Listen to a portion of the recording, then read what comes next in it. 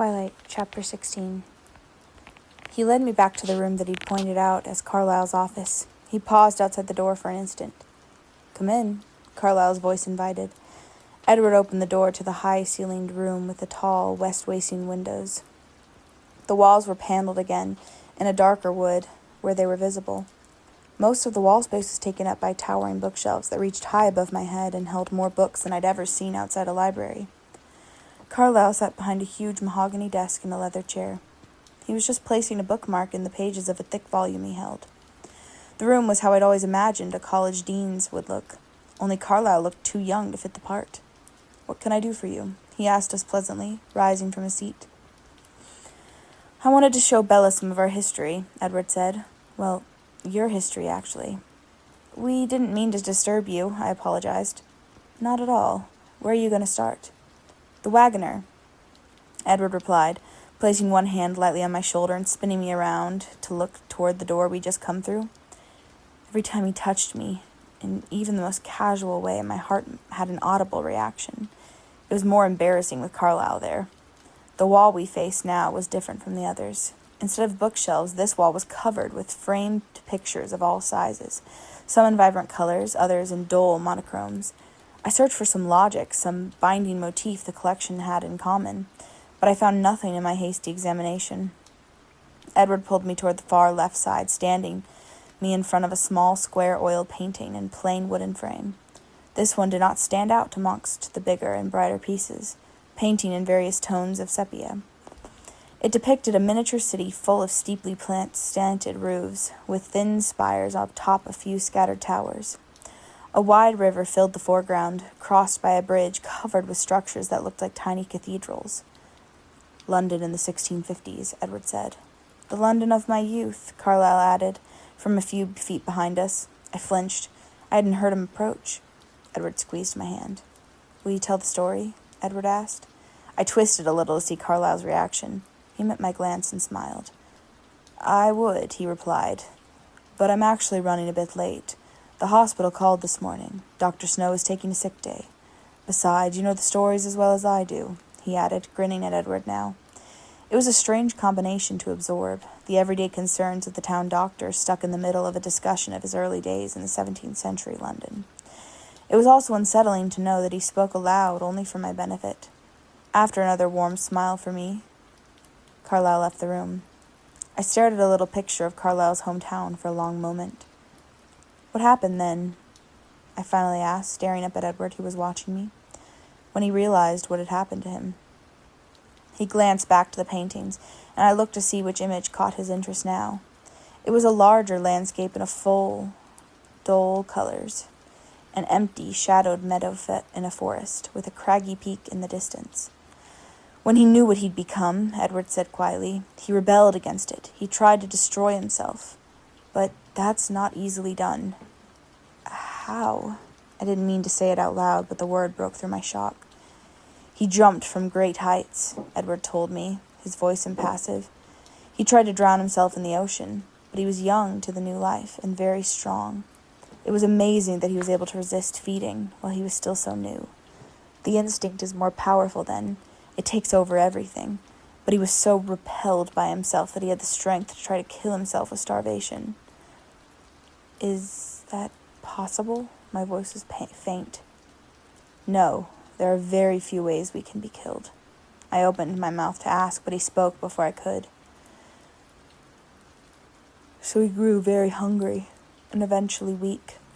He stayed as far as he could from the human populace, recognizing that his willpower was weakening too. For months he wandered by night, seeking the loneliest places, loathing himself. One night a herd of deer passed his hiding place. He was so wild with thirst that he attacked without thought. His strength returned, and he realized there was an alternative to being the vile monster he feared. Had he not eaten venison in his former life? Over the next few months his new philosophy was born. He could exist without being a demon. He found himself again. He began to make better use of his time. He'd always been intelligent, eager to learn. Now he had unlimited time before him. He studied by night, planned by day. He swam to France. He swam to France?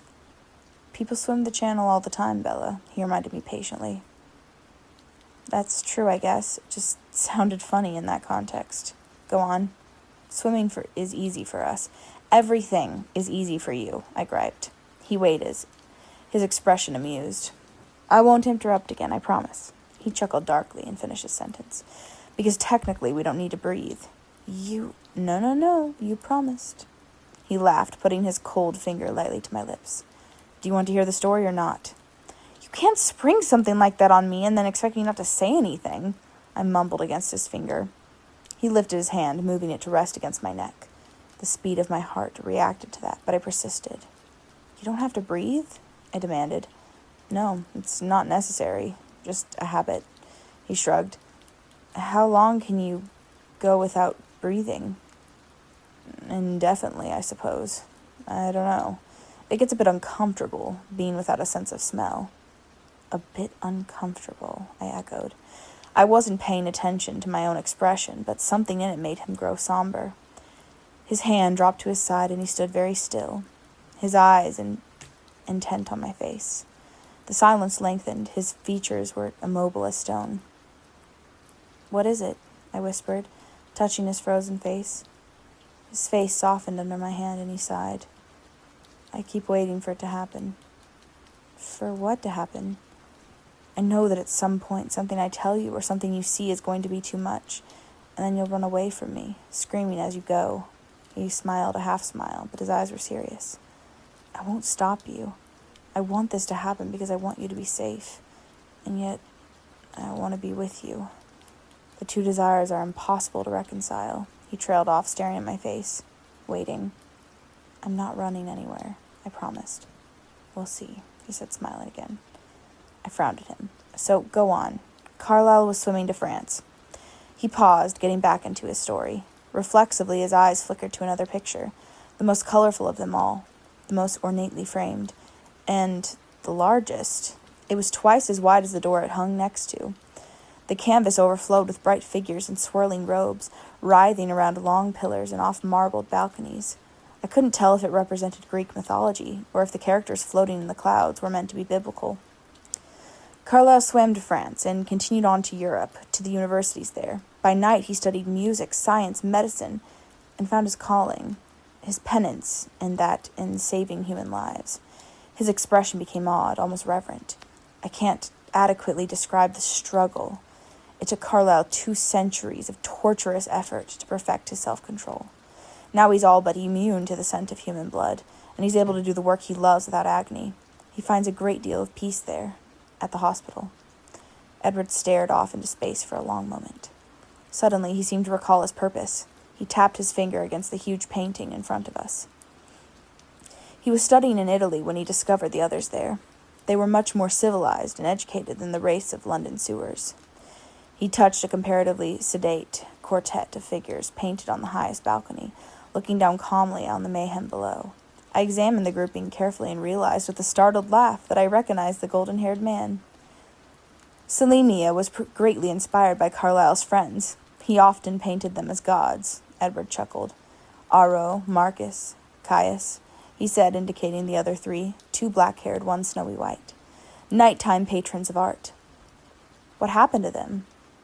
I wondered aloud, my fingertip hovering a centimeter from the figures on the canvas. They're still there, he shrugged, as they have been for who knows how many millennia. Carlyle stayed with them only for a short time, just a few decades. He greatly admired their civility, their refinement, but they persisted in trying to cure his aversion to his natural food source, as they called it. They tried to persuade him, and he tried to persuade them, to no avail. At that point, Carlyle decided to try the New World. He dreamed of finding others like himself. He was very lonely, you see. He didn't find anyone for a long time, but as monsters became the stuff of fairy tales, he found he could interact with unsuspecting humans as if he were one of them. He began practicing medicine, but the companionship he craved evaded him. He couldn't risk familiarity. When the influenza epidemic hit, he was working nights in the hospital in Chicago. He'd been turning over an idea in his mind for several years, and he had almost decided to act. Since he couldn't find a companion, he would create one. He wasn't absolutely sure how his own transformation had occurred, so he was hesitant. And he was loath to steal anyone's life the way his had been stolen. It was in that frame of mind that he found me. There was no hope for me. I was left in a ward with the dying. He had nursed my parents and knew I was alone. He decided to try. His voice, nearly a whisper now, trailed off. He stared unseeingly through the west windows. I wondered what images filled his mind now. Carlyle's memories or his own. I waited quietly. When he turned back to me, a gentle angel smile lit his expression. "And so we've come full circle," he concluded. "Have you always stayed with Carlyle, then?" I wondered. "Almost always." He put his hand lightly on my waist and pulled me with him as he walked through the door. I stared back at the wall of pictures, wondering if I could ever get near the other stories. Edward didn't say any more as we walked down the hall, so I asked, "Almost?" He sighed, seemingly reluctant to answer. "Well, I had a typical bout of rebellious adolescence. About 10 years after I was born, created, whatever you want to call it. I wasn't sold on his life of abstinence, and so I resisted him for curbing my appetite. So I went off from my own for a time." "Really?" I was intrigued, rather than frightened, as perhaps I should have been. He could tell. I vaguely realized that we were headed up the next flight of stairs, but I wasn't paying much attention to my surroundings. "That doesn't repulse you?" "No." "Why not?" "I guess it sounds reasonable." He barked a laugh, more loudly than before. We were at the top of the stairs now, in another paneled hallway. "From the time of my new birth," he murmured, "I had the advantage of knowing what everyone around me was thinking, both human and non-human alike. That's why it took me 10 years to defy Carlyle. I could read his perfect sincerity, understand exactly why he lived the way he did. It took me only a few years to return to Carlyle and recommit to his vision. I thought I would be exempt from the depression that accompanies a conscience.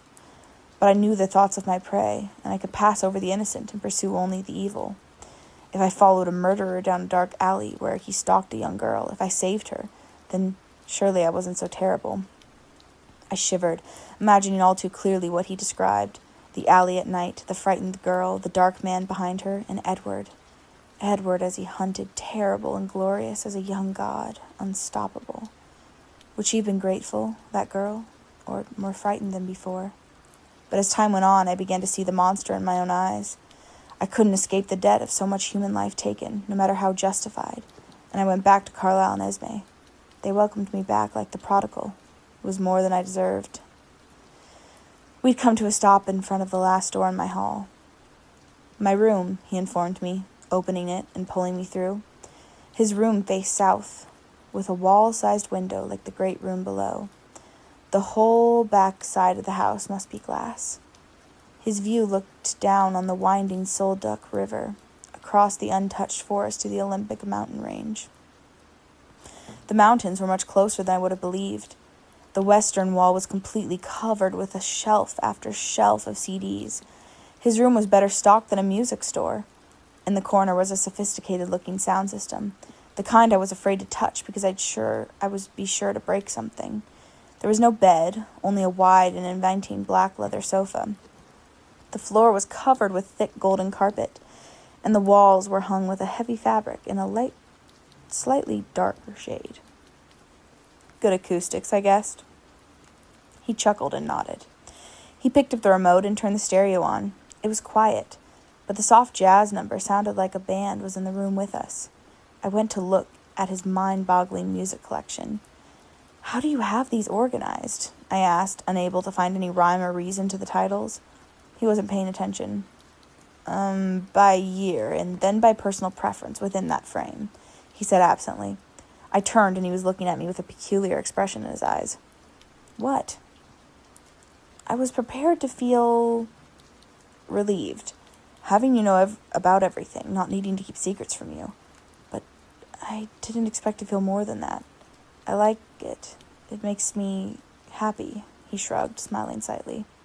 "I'm glad," I said, smiling back. I'd worried that he might regret telling me these things. It was good to know that wasn't the case. But then, as his eyes dissected my expression, his smile faded and his forehead creased. "You're still waiting for the running and the screaming, aren't you?" I guessed. A faint smile touched his lips, and he nodded. I hate to burst your bubble, but you're really not as scary as you think you are. I don't find you scary at all, actually. I lied casually. He stopped, raising his eyebrows in blatant disbelief. Then he flashed a wide, wicked smile. You really shouldn't have said that, he chuckled, and he growled, a low sound at the back of his throat. His lips curled back over his perfect teeth. His body shifted suddenly, half crouched, tense like a lion about to pounce. I backed away from him, glaring. He wouldn't. I didn't see him leap at me. It was much too fast. I only found myself suddenly airborne, and then he crashed into the sofa, knocking it into the wall. All the while, his arms formed an iron cage of protection around me. I was barely jostled, but I still was gasping as I tried to right myself. He wasn't having that. He curled me into a ball against his chest, holding me more securely than iron chains. I glared at him in alarm, but he seemed well in control. His jaw relaxed as he grinned, his eyes bright only with humor. You were saying, he growled playfully, that you are a very, very terrifying monster, I said, my sarcasm marred a bit by my breathless voice. Much better, he approved. I struggled. Can I get up now? He just laughed. Can we come in? A soft voice sounded from the hall. I struggled to free myself, but Edward merely readjusted me so that I was somewhat more conventionally seated on his lap. I could see it was Alice, then, and Jasper behind her in the doorway. My cheeks burned, but Edward seemed at ease. Go ahead. Edward was still chuckling quietly. Alice seemed to find nothing unusual in our embrace. She walked, almost danced. Her movements were so graceful to the center of the room, where she folded herself sinuously onto the floor. Jasper, however, paused at the door, his expression a trifle shocked. He stared at Edward's face, and I wondered if he was tasting the atmosphere with his unusual sensitivity. It sounded like you were having Bella for lunch, and we came in to see if we could share, Alice announced. I stiffened for an instant until I realized Edward was grinning. Whether at her comment or my response, I couldn't tell. Sorry, I don't believe I have enough to spare, he replied, his arms holding me recklessly close. Actually, Jasper said, smiling despite himself as he walked into the room. Alice says there's going to be a real storm tonight, and Emmett wants to play ball. Are you game? The words were all common enough, but the context confused me. I gathered that Alice was a bit more reliable than the weatherman, though. Edward's eyes lit up, but he hesitated. Of course you should bring Bella, Alice chirped, and I thought I saw Jasper throw a quick glance at her. Do you want to go? Edward asked me, excited, his expression vivid. Sure. I couldn't disappoint such a face. Where are we going? We have to wait for Thunder to play ball. You'll see why, he promised. Will I need an umbrella? They all three laughed aloud. Will she? Jasper asked Alice. No, she was positive. The storm will hit Overtown. It should be dry enough in the clearing. Good then. The enthusiasm in Jasper's voice was catching naturally. I found myself eager, rather than scared stiff. Let's go see if Carlisle will come. Alice bounded up into the door in a fashion that would break any ballerina's heart. Like you don't know, Jasper teased, and they were swiftly on their way. Jasper managed to inconspicuously close the door behind them. What will we be playing? I demanded. You will be watching, Edward clarified. We will be playing baseball. I rolled my eyes. Vampires play baseball? It's the American pastime, he said with mock solemnity.